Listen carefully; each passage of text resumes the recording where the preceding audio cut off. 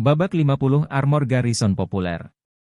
Awan gelap melayang di atas langit kota daun merah, mengelilingi bulan purnama yang menggantung di udara. Di jalanan, lampu ajaib menyala terang di kota. Si Feng baru saja masuk.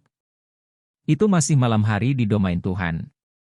Mayoritas pemain saat ini berada di area perdagangan, membuat tempat itu sangat ramai. Hanya ada sedikit ahli yang akan berburu monster untuk naik level saat ini. Pada siang hari, jalan di area perdagangan sepi. Namun, jalan itu saat ini telah berubah menjadi pasar, ramai dengan kebisingan dan kegembiraan. Para pemain dapat terlihat mendirikan kios di sepanjang jalan batu besar, dan di atas kain putih mereka ada beberapa barang yang dibutuhkan oleh auxiliary jobs dan juga beberapa peralatan umum. Pembeli dan penjual sedang tawar-menawar satu sama lain. Sistem Garrison Armor yang telah Anda tempatkan pada lelang telah terjual. Setelah dikurangi biaya pemrosesan, total 5 silvers 31 choppers telah ditambahkan ke inventaris Anda. Sistem Garrison Armor yang telah Anda tempatkan pada lelang telah terjual. Setelah dikurangi biaya pemrosesan, total 5 silvers 67 choppers telah ditambahkan ke inventaris Anda. Sistem Garrison Armor yang telah Anda tempatkan pada lelang telah terjual. Setelah dikurangi biaya pemrosesan, total 5 silver 98 choppers telah ditambahkan ke inventaris Anda. Sebelum Si Feng mengambil langkah maju, serangkaian pemberitahuan rumah lelang dari sistem memasuki telinganya. Si Feng dengan santai memilih notifikasi sistem untuk muncul, segera menjadi terkejut. Nilai Garrison Armor benar-benar melebihi perkiraan Si Feng. Awalnya, Si Feng bermaksud untuk menjualnya, kurang lebih, 5 perak. Namun pada kenyataannya, karena persaingan dalam harga yang semakin ketat, Garrison Armor mencapai harga maksimum 6 silvers 42 choppers. Ke-11 Garrison Armors terjual dengan total lebih dari 67 koin perak. Jumlah itu segera mengubah Si Feng menjadi pemilik koin emas. Pada fase permainan saat ini, daya beli 1 silver coin sangat mencengangkan. Untuk geng kelas 2, dana yang beredar hanya akan berjumlah 6 atau 70 koin perak. Untuk mengembangkan anggota normal mereka dengan benar selama periode awal permainan. Persekutuan tidak dapat menyimpan terlalu banyak koin tembaga. Tindakan seperti itu hanya akan menghambat perkembangan masa depan persekutuan. Sedangkan untuk guild tingkat pertama, dana mereka yang beredar mungkin hanya sekitar 1 koin emas. Namun, dana ini akan tampak tidak signifikan ketika digunakan untuk puluhan atau ratusan orang. Sekarang, Si Feng adalah Taipan sejati. Setelah seharian bertempur, mayoritas pemain saat ini kembali ke tahun dengan rampasan perang mereka. Para pemain ini membawa banyak bahan pada orang mereka, dan tentu saja, Si Feng tidak akan membiarkan kesempatan ini lolos. Si Feng dengan santai memilih lokasi dengan beberapa orang, meletakkan kain putihnya di tanah dan memulai kiosnya untuk membeli bahan. Pemain berlevel tertinggi saat ini seharusnya berada di level 4, sedangkan pemain rata-rata masih di level 2 dan pemain ahli di level 3. Karena itu, bahan yang mereka jual sangat bervariasi. Ada barang peringkat tinggi, dan ada juga barang biasa. Harga saat ini untuk bahan peringkat tinggi sangat mahal, jadi Si Feng tentu saja tidak akan membelinya. Si Feng hanya mengandalkan dirinya sendiri untuk membuat Garrison Armor, sehingga uang yang bisa dia peroleh terbatas. Namun, Si Feng hanya menjual peralatan ini untuk mengakumulasikan sejumlah dana. Hanya ketika dia memiliki dana dia bisa mendapatkan lebih banyak uang. Membeli Magic Essence, 6 chopper setumpuk, Stones, 10 chopper setumpuk. Juga membeli Heartstones, 23 chopper setumpuk, teriak Si Feng. Setelah mendengar kata-kata Si Feng, para pemain di jalan berkerumun di sekelilingnya, satu demi satu. Bos, aku punya 10 tumpukan Stones. Berapa banyak tumpukan yang Anda inginkan? Aku punya 6 tumpukan sihir esensi, apakah kamu mau semuanya? Aku punya setumpuk batu keras. Setelah menggiling di alam liar sepanjang hari, Magic Essences and Stones telah menjadi bahan yang mencemari jalan. Biasanya, pemain akan menjual bahan-bahan ini ke NPC. Namun, bahan-bahan seperti Heartstone sangat langka. Mereka biasanya ditemukan di area level 3, hanya dijatuhkan oleh kobolds atau Little Rock Monsters. Ada 20 keping Heartstones dalam tumpukan, dan mereka bernilai 20 tembaga ketika dijual ke NPC. Heartstones digunakan dalam penempaan, namun, itu cukup mewah untuk menggunakannya pada tahap permainan ini. Guild sangat jarang membeli Heartstones, jadi harganya tidak terlalu tinggi. Namun, mereka akan memiliki tujuan yang bagus begitu pemain mencapai level 7. Ada banyak monster spesial di area monster level 7, dan itu sangat membebani daya tahan senjata untuk bertarung melawan monster ini. Senjata akan pecah ketika daya tahannya mencapai 0.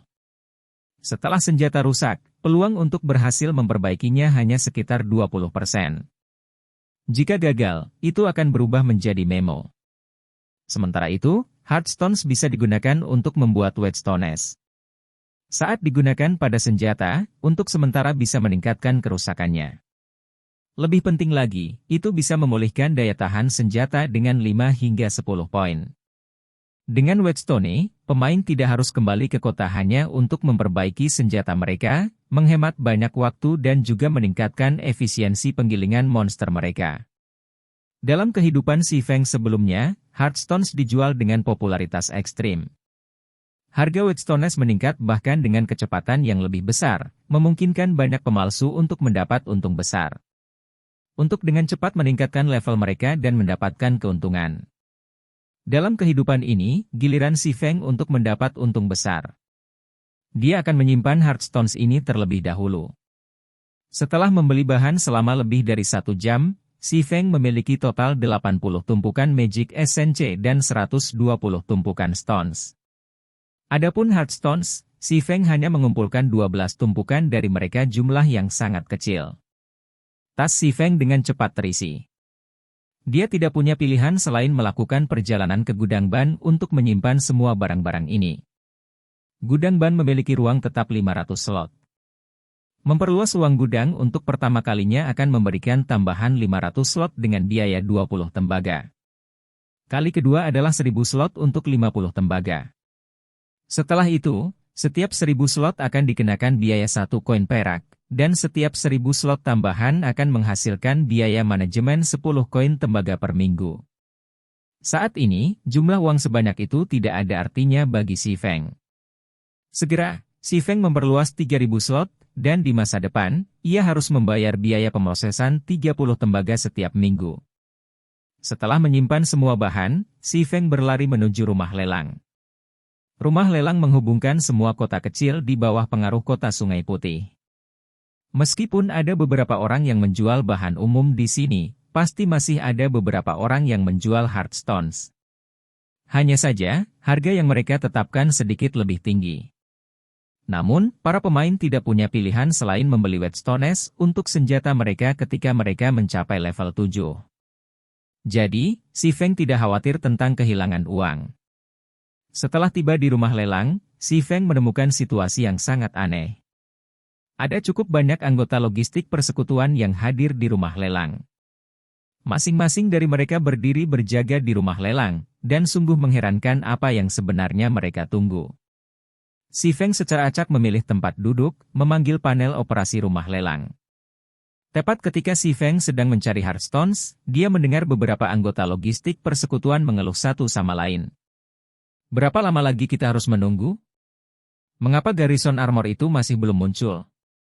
Biarkan saya membelinya sehingga saya bisa melaporkan kembali.